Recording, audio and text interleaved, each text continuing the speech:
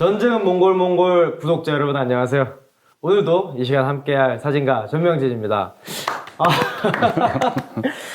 이게 나름 또 지난 시간에 이어서 참 그런 개괄 어떤 몽골의 전쟁사와 그것을 이끌었던 인물들이라든가 어떤 요소 이런 것들을 많이 들어봤단 말이죠. 네, 그랬죠. 재밌었어요. 다행입니다. 네, 뭔가 우리가 막연히 전쟁을 두려워할 것만이 아니라 그들이 갖고 있는 그런 테크노 헤게몬이라든가 뭐 말을 이용한 속도전 그리고 현장에서의 현지와의 긴밀한 네트워크 이런 것들이 현재까지 이어지면서 그런 광대한 정말 영토를 가질 수 있었던 그런 요인이었다고 말씀을 해주셨는데 그런 것들이 머리에 쏙쏙 들어오면서 아주 정리가 잘 됐습니다. 그렇죠. 우리 좀 짧게 이야기를 했지만 사람, 병사들 네. 그리고 말이라고 하는 그 인자의 문제를 이야기했고요. 네. 그리고 속도전, 정보전, 테크노 헤게모니 이런 게 이제 전체 전쟁을 이끄는데 굉장히 큰 이제 힘을 발휘했다 이런 이야기를 했지 않습니까? 네. 그런 게 단순히 뭔가 몽골은 기병 민족이고 뭐 무슨 전쟁 광이고 이래서는 아니거든요. 그런 면에서 이번 시간에는 뭐니 해도 징기스칸 아니겠습니까? 그렇죠. 전쟁하면 몽골 하면 징기스칸. 네. 그건 당연한 이야기고. 요 이야기를 어떤 전쟁사의 관점에서 그가 어떤 리더였고 어떤 전쟁의 영웅이었는지에 대해서 좀 이야기를 들어보면 좋을 것 같아요. 근데 지금 우리 너무 텐션이 낮은 거 아닙니까? 이거 평소보다 훨씬 낮게 하는데. 그래요? 내가 술 사줄 때 너무 좋아하면서. 이상하네. 네. 여담이지만. 네. 지금 이게 방송에 올라오면 저는 뻔히 들려요. 네. 혼자 찍을 때는 좀 이렇게 화면이 잘 봤더니 오징어였다. 뭐 이런 얘기 나올 것 같아. 무슨 말씀이세요? 나 그래서 특단의 조치를 생각을 했습니다. 네. 다음 편부터는 서서 하자. 서서 하는 걸로? 그렇지. 서서 하면 나도 비율이 좀 맞으니까. 그럼 이거 카메라 높낮이가 안 맞을 때. 아니, 여러분들이 잘 모르셔서 그렇지. 제가 얼굴이 큰 게 아닙니다. 전명진이 그쵸. 얼굴이 너무 작은 거예요. 작가님은 기골이 장대하시고 저는 그냥 보통 체형이고. 그렇죠. 앉아있으니까 안 되고. 그쵸. 다시 전쟁. 전쟁 이야기로 이제 가봐야 돼요. 그렇습니다. 우리 너무 텐션이 낮아서 제가 잠깐 올리려고 그랬습니다. 진짜 끌어올리시는. 네. 근데 사실 뭐 그런 말씀도 들었어요. 전쟁과 이 몽골이 이게 맞는 말이냐. 그런 거. 몽골 이야기이기 때문에 몽골이지만 지난 시간에도 말씀드렸다시피 좀 더 달달하게 좀 더 재미있게 그렇게 포장을 해서 작가님이 전달을 해주시는 거라 몽골이라고 지으셨는데 뭐 약간 전쟁은 뾰족뾰족이라고 할 수는 없으니까. 뾰족뾰족도 좋은데. 사실은 그런 걸로 상징이 우리가 딱 머릿속에 들어오는데. 근데 몽골 이야기니까. 전쟁은 몽골. 우리는 그걸로 밀어붙이는 걸로. 그렇습니다. 그런 면에서 또 몽골하게 한번 가보시죠. 그렇죠. 우리 전쟁 이야기를 했는데 결국 전쟁은 리더죠. 그렇죠. 리더가 어떤 전략을 세우고 있고, 리더가 어떻게 계획을 세우고 있고, 그리고 조직을 어떻게 이끌고, 사람들에게 어떻게 보여주고, 핵심은 가장 크게 그리고 있는 그림이겠죠. 그죠. 그가 이 세계를 바라보고 있는 관통하는 눈, 어떤 통찰을 가지고 있는가가 가장 중요하겠지만, 자, 그럼 우리는 칭기스칸의 성공 비결이기 때문에 칭기스칸을 봐야 돼요. 몽골 하면 칭기스칸이니까. 그럼요. 제가 봤을 때 칭기스칸의 최고의 미덕, 전쟁이 일어나면 가장 앞에 있습니다. 오히려? 전쟁에 항상 앞에 있어요. 우리 임진왜란 일어났잖아요. 네네. 그때 살아봤으니까 알지. 그때 제가 27살. 네네네. 선조가 왕인데 선조 어디 갔죠? 도망갔죠. 의주까지. 몽진 그랬잖아요. 몽진이 뭐 원래 뜻은 먼지를 뒤집어 쓰다 이런 뜻인데 이제 우리들끼리는 꿈몽자에 나아갈 진, 꿈속에선 진격을 하고 있는 거야. 혼자 꿈으로는. 내 피셜. 그러니까 이게 왕이지. 마인드는 왕이야. 그렇죠. 그 멘탈 갑이라 그러죠. 자기는 도망가면서 꿈속에서 나는 진격하는 거야. 몽진이라 그러면서 의주까지 도망가지 않습니까? 나라가 우릴 버리면 우린 누굴 믿고 살란 말입니까? 전하! 우릴 버리지 마시옵소서! 미안하구나. 당장은 형세가 급해 이곳을 떠나지만 내 돌아올 것이다. 반드시. 병자호란 일어났잖아요. 우리가 겪은 또 한 번의 난리. 그때 제가 29. 29. 그 난리 때 임금이 인조였죠. 네. 인조 어디 갔습니까? 저 산성지로 그렇죠. 숨었죠. 남한산성. 남한산성지로. 원래는 자기가 강화도로 도망가야 돼요. 그리고 아들은 맞습니다. 전주로 도망가야 돼. 네. 북쪽에서 전쟁이 난리가 나면 이 사람들이 도망가는 매뉴얼이 다 그게 이미 있습니다. 프로토콜로 딱 짜여져 있는 그렇죠. 거죠. 네. 프로토콜입니까? 프로그램입니까? 프로토콜이죠. 네. 아, 그래, 좋아요. 그렇게 해가지고 네. 도망가기로 돼 있어요. 그렇죠. 그리고 그 전에 도망갔었죠. 네. 그런데 이번에는 병자호란 때 그 전쟁 때 너무 급박하게 온 거예요. 빨리. 말 타고 왔으니까. 생각보다 너무 빨리 오니까. 청나라가 말 타고 와가지고 너무 빨리 온 거야. 그렇죠. 그러니까 도망을 다 못 가. 시간이 안 돼. 그래서 아들은 소현세자나 복림대군은 강화도로 가고 네. 원래 아버지가 가기로 한 자리로 아버지는 그걸 못 가고 남한산성으로 숨은 거죠. 네. 전쟁이 일어나면 늘 이래요. 그쵸. 우리는 역사상 그랬습니다. 그러고 보니까 네. 이제 왕이든 군주든 그런 모습을 많이 보여줬죠. 예, 우리가 많이 보고 살았죠. 조선의 왕은 임금의 옷을 벗고 신하의 남색 옷으로 갈아입으라. 조선의 왕은 삼전도에 차려진 단 아래로 나와 대청제국 황제폐하께 3번 절하고 9번 머리를 조아리는 신하의 예로서 항복하라. 그런데 칭기스칸은 다르죠. 어. 칭기스칸은 마지막에 죽을 때도 결국 말에서 떨어져 죽었다고 하잖아요. 유명한 일화죠. 그죠. 유목민은 말에서 태어나서 말에서 죽는다. 칭기스칸은 그대로 몸으로 보여준 겁니다. 그 세계를 정복한 사람이 말에서 떨어져 죽었어. 그러면 전장에서 이거는 칭기스칸이 자기 아래 부하들에게 말로 설명할 필요가 없는 거예요. 그렇죠. 내가 제일 앞에 있는데. 평상의 삶으로 그걸 증명하고 있는데. 그렇죠. 그러니까 그런 리더들 아래에서 인자들이 좋지 않을 수가 없었어요.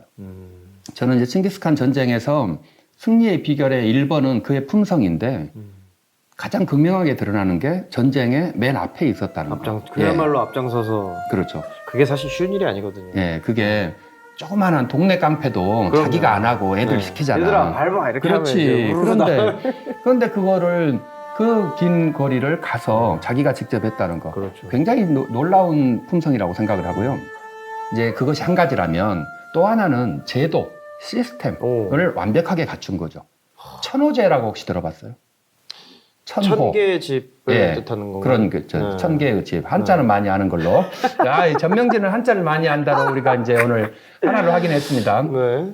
10개의 집이 있어요. 네. 그러면 이 중에서 군사도 뽑아지고 그죠? 그 중에 리더를 한 명을 뽑습니다. 그러면 이제 10호에서 리더가 하나 나와요. 네. 그 10호가 10개가 모이면 100호가 되죠. 네. 100호가 10개를 모이면 1000호가 됩니다. 네. 그러면 1000호장이 100호장에게 명령을 내리면 10호장에게 명령을 내려서 일사불란하게 조직이 규율이 그렇죠. 갖춰지는 겁니다. 피라미드식으로 현대 군대와 굉장히 비슷하네요. 그렇죠. 네. 이러니까 명령 체계도 확실하지만 또 하나가 가다가 보면 전쟁 중에 다치거나 죽기도 해요. 그죠? 그러면 한 명이 빠지면 우리는 이제 7명의 부대로 싸워 이렇게 하는 게 아니고 우리 그 1번 소총수, 2번 뭐 부대장 네, 여기 있잖아요. 네. 그것처럼 돼 있는데 한 명이 빠지면 그 자리에 포로든 이민족이든 가져와서 집어넣습니다.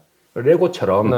그러면 금방 그 조직은 다시 만들어지죠. 또, 네. 이게 10,000명에서 2,000명이 이민족이 들어오면 너무 복잡해져요. 설명할 수도 없고 그렇죠. 명령도 잘 안 되고 10명 중에 한 명씩을 끼워 넣으면 쉽잖아요. 어쨌든 따라가니까. 그렇죠. 네. 따라가니까. 네. 그렇게 해서 이 조직이 계속 되는 겁니다. 전쟁 중에 자기들도 전사하지만 그렇죠. 그 조직이 완성이 돼 있죠. 그 조직에 칭기스칸이 또 명령을 하나를 내립니다. 개인 약탈 금지. 들어봤죠? 그게 참 우리의 이미지와 정말 다른 점이에요. 그렇죠. 네, 약간 영화나 무슨 네. 애니메이션 그런 전쟁사 보면 굉장히 그 빨리 속도전을 치른 다음에 뭔가 전리품을 막 차지하고 그런 이미지를 갖고 있었단 말이죠. 예, 유목민 하면 네. 저 야만인들은 오자마자 인마이 포켓을 먼저 하는 거예요. 네. 그러니까 집을 털어서 금은보화도 먼저 챙기는 사람이 왕이고 그렇죠. 여자도 약탈에 가고 네. 많이 이랬었는데 이게 이제 우리가 일반적으로 알고 있는 유목민들의 전쟁인데 맞습니다. 칭기스칸 때 와가지고 딱 금지를 시킵니다. 개인 약탈 금지. 전쟁이 끝날 때까지는 아무도 못 가져간다. 이렇게 되면 네. 가장 큰 게 뭐냐 그러면 전쟁이 중간에 멈출 일이 없습니다. 계속 그냥 앞으로 털고 가는 거죠. 예, 네. 계속 가는 겁니다. 그래서 맞습니다. 완전히 끝나고 나면 승리를 하고 나면 그 다음에 두 번째 공평하게 나눠 가질 수가 있어요. 물론 전쟁에서 앞에서 잘 싸운 자도 있지만 그렇죠. 뒤에서 화살을 깎는 자도 필요합니다. 맞습니다. 그래야 전쟁이 되죠. 네, 네. 그런데 그런 사람은 나는 빨리 못 달려갔으니까 금은보화를 나는 못 가져가. 그러면 맞네. 전쟁을 할 이유가 없죠. 그렇죠. 예. 어제 다쳐서 오늘 병상에 누워 있었어. 그래도 이 사람도 전쟁 영웅이잖아요. 참여한 건데. 예, 참여한 자. 그러니까 뭔가를 가져가야 돼요. 개인 약탈이 금지가 되면 조직이 함께 승리를 하고 그 성과를 같이 나눠 갖는 겁니다. 네. 이 공평한 분배가 얼마나 좋겠어요. 그럼요. 우리 요즘도 화두지 공평한 분배. 그렇죠. 네. 중요한 문제죠. 우리의 균형. 저는 칭기스칸의 이런 것들 말고 핵심적인 것이 그 자기의 어록에 나와요. 17조, 빌리크라는 것에 17조에 나오는데 예순베이는 훌륭한 용사다.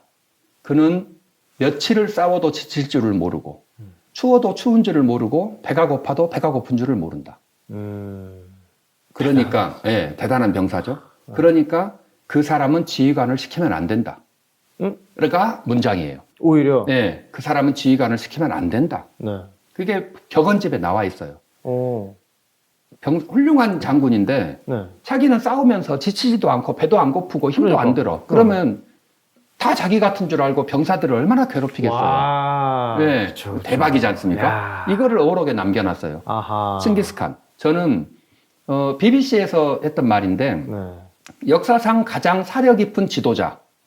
칭기스칸을 칭하는 이름 중에 네. 역사상 가장 사려 깊은 지도자라는 말이 있어요. 너무 놀라운 한 가지 표현인 것 같은데 네. 그 예순배의 예를 딱 들으면 그런 사람이란 느낌이 든 거예요. 그러네요. 그러니까 그가 앞장서서 솔선수범했던 사람, 조직을 잘 이끌었던 사람, 뭐 이런 여러 가지의 큰 장점이 있지만 그 중에 이 사려 깊은 지도자라는 것, 그 사람은 남의 말을 잘 들었고 자기 주장을 너무 크게 하지 않았고 병사들 보고도 카니시여, 뭐 세계를 정복한 무슨 카니시여 이러지 말고 이름을 불러라 그러잖아요. 이런 정도의 많은 긍정적 인자들을 가지고 있었던 리더다. 저는 그런 생각이 듭니다. 맞습니다. 아마, 예. 이게 왜 우리 어릴 때 공부해보면 알잖아요. 공부 잘하는 애가 가르쳐주면 서로 납득이 안 돼요.